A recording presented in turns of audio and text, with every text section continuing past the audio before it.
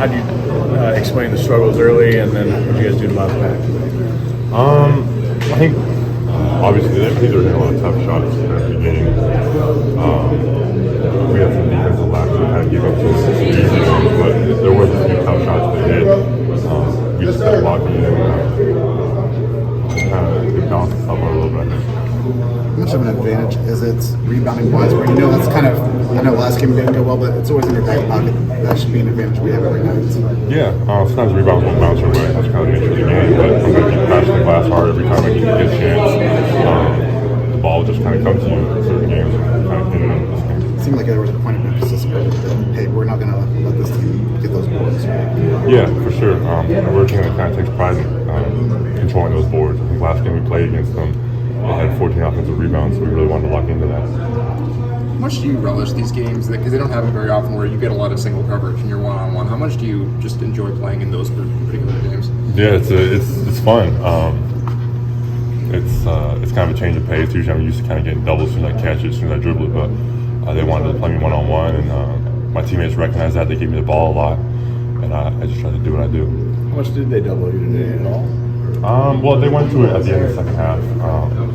They kind of sent some doubles, but then they don't really. When a team doesn't really work on it, what we always say is like, if you don't work on doubles, you might be good at the double. You might be a good pressure, like active double, but then it's hard to know rotations. Like they got messed up a few times on those rotations because they just don't really work on it that much. It's kind of the nature of things. How well did Braden just orchestrate the offense today? And are you going to tell him how much you're separating even further from him in the rebound category afterwards? Yeah, he's great. We all trust him. With the ball in his hand, he's going to make the right read. He's going to get our offense going. He's not like we all have so much trust in him to make the right read every single time. How aware are you of your opponent's foul situation? How does it tweak how you play? Well, obviously, like I'm aware of it. I knew that Terrace and Chatter had 3 fouls going into half.